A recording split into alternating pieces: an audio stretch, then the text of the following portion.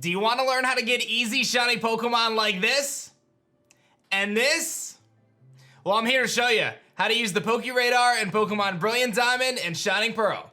Let's dive in. Yo, whoa, what is going on YouTube? It's your boy Dan, aka A-Drive. I brought you guys a brand new video today, and today we're gonna dive into a shiny hunting tutorial with the PokeRadar in Pokemon Brilliant Diamond and Shining Pearl. If you find this video helpful, be sure to hit that like button down below and subscribe to the channel if you guys are new so you don't miss out on our epic Pokemon coverage.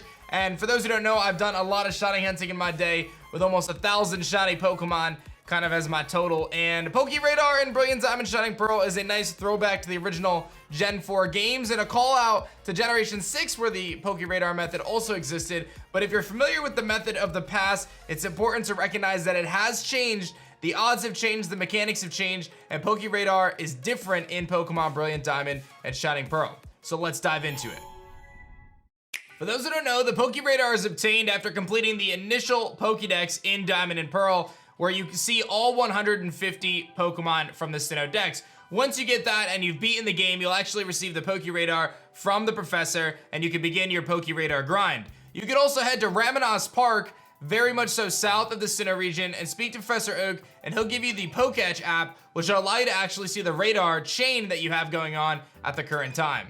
Cofonics, one of the data miners, has provided us this awesome screenshot to show how the variability and the rates will change as you continue your chain with both the Shiny Charm and the non-Shiny Charm. And we can see that with a PokeRadar chain of 40, you can actually get as high as a 1 in 99 chance to find a shiny Pokemon. The odds are incredible with this method if you're able to make it work. One thing I want to mention before I dive into this tutorial is it's very important to recognize that even if you do everything right, you can still fail. The way the PokeRadar works in this game is it actually makes it so when you capture a Pokemon in Brilliant Diamond and Shining Pearl and you do everything right, there is still a chance for you to fail that particular Pokemon and break your chain. Again, even if you do everything right, you can still mess up. So it's really about persistence, sticking with it, and understanding that even if you do everything right, you may still have the chain break. But I'm sure if you stick with it long enough, you'll ultimately find the success you're looking for to snag some easy shiny Pokemon. In order to be prepared for the PokeRadar method, I highly recommend you stock up on repels, super repels primarily, and tons of Pokeballs. I recommend using quick balls because they're much faster than some of the other Pokeballs. Repeat balls will also work, but you definitely want to make sure you're very well equipped with repels and Pokeballs. From there, it makes sense to have a Pokemon that can full swipe or some other utility to allow you to catch a Pokemon most effectively, so that way when you do find your shiny, you don't actually fail it. I also recommend doing a little bit of research on the Pokemon you're hunting for to ensure that you don't run into a Pokemon that maybe has explosion or something like that, and you get caught off guard when you actually try to catch that shiny. Now, going back to those odds and how Brilliant Diamond Shining Pearl works with PokeRadar, when you knock out a Pokemon in the PokeRadar, you have an 83% chance to continue the chain. If you capture that Pokemon, it is a 93% chance to continue the chain. It's important to recognize that your most effective way to get to that 40 PokeRadar chain is to use the capture method, not the knockout method. So if you're knocking Pokemon out, you're gonna have a less chance of continuing your chain. So again, I recommend capturing every single thing that you encounter, thus you can continue your chain. To get started, I recommend registering your PokeRadar so that way you can simply hit the plus button and activate the PokeRadar right away. I also recommend deregistering everything else so that you only have the PokeRadar active. From there, I'm gonna discuss a few key points that you wanna take advantage of. You wanna make sure you're in a nice space of grass like I am right now. You wanna make sure that 4 patches shake when you continue your PokeRadar. If only 2 or 3 patches shake, do not go into any patches, but rather reset the radar, and I'll show you how to do that. You wanna also make sure that any patch you are going into to continue your chain is at least 4 patches away. So you wanna walk 4 patches away before you continue and actually jump into that next chain. It seems as though my repel is actually off. So once you've identified your target, you're gonna activate the PokeRadar, and you're gonna see that I have 4 patches popping up, one of which is very hard to see in the very bottom part of my map. I'm gonna head all the way down there and I'm gonna begin my radar chain. Hopefully it's a Pokemon that I'm looking for. In this case, it's Budew, which again, I'm not particularly excited about, but I'll go for Budew for the purposes of this video. So you're gonna basically reset this over and over again until you find the Pokemon you want. And it's important that you start chaining right away, right? Go to that patch that's 4 away.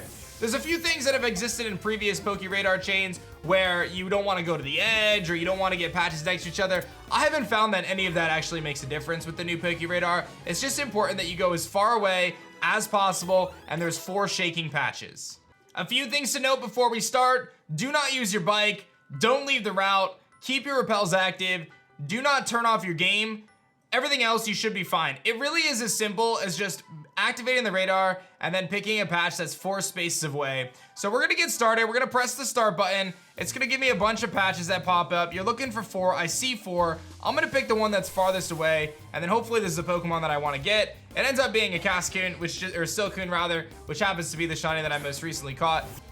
Shiny Silcoon, look at that beauty, let's go. So that's cool. So what I'm gonna do is I'm gonna quick ball this Pokemon, and then I'm gonna continue my chain. You'll know your chain is continued because the PokeRadar music will still be active, and you'll see those patches shaking again. I finished that up, and you can see these patches shaking again. Now, the patch in the very bottom right corner is 4 spaces away, right? 1, 2, 3, and you can see I could go there. Let's say I don't like the formation, right? Let's say I only have 3 patches, or I don't really like how it's spread out. You can simply reset by not walking into any of the patches, and then press your PokeRadar again, and now get a new batch of patches. So that's a good way if you're not sure if you have a good formation or anything like that. But let's say I want to grab this one. It should be a Silcoon. I'm able to catch the Silcoon, and then I'm going to be able to continue my PokeRadar chain. It's really that easy, guys. It's a matter of just making sure you're hitting 4 spaces away, and that you're capturing the Pokemon. Make sure you're capturing, don't knock them out. Don't leave the route, don't use your bike. Make sure you have the repels on so you don't mess that up. It's really that simple. And again, the chain has continued. A couple things to mention is every 10, 20, 30, and 40 patches on the dot will grant an extra perfect IV for that particular Pokemon. It seems as though this is coded incorrectly, whereas it should be every 10 to 19 should have 1 perfect IV, every 20 to 29 should have 2 perfect IVs, and so on and so forth. But the way it's set up right now is that it only works on those 10 increments, and this is shown by Cafotix, the data miner, who showed that the PokeRadar is coded incorrectly. From there, we know that hidden ability patches can spawn at any given time, and they have a special patch animation that's more full than the regular patch animations, and that will guarantee a hidden ability Pokemon. However, it's important to note that if a hidden ability Pokemon spawns and it's not within the proper confines of your chain as designated, you can still fail that chain if it's not 4 spaces away and you don't have 4 shaking patches of grass and so on and so forth. Just remember, even if you're doing everything right, there's about a 5% chance that you'll go from 0 to 40. That's because every single time there's about a 7% chance that you're gonna fail, even if you do everything right. But as you saw from the beginning of this video, I was able to find 2 shinies before I even got my highest chain so far, which was 38, and that was on my 2nd attempt overall. Seriously, I did 1 attempt, got to 19, and failed even though I did everything right.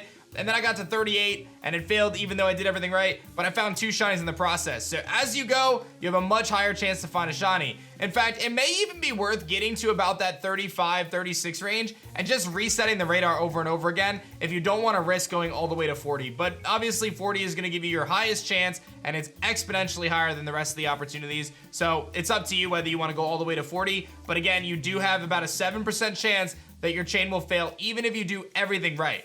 Now you notice the patches continue to shake no matter how long you take. You can pause your game, you can take a break, just do not turn off your game because again, you'll lose your chain at that point. And you can always use the PokeRadar app to keep track of your current chain, and you'll know if it's continuing or not. One other thing to note that I maybe didn't mention is obviously if you find a shiny and your chain continues, you can continue to keep going and catch multiple shinies as long as you're still following the rules, and obviously the patch will shine when you do indeed find that shiny Pokemon.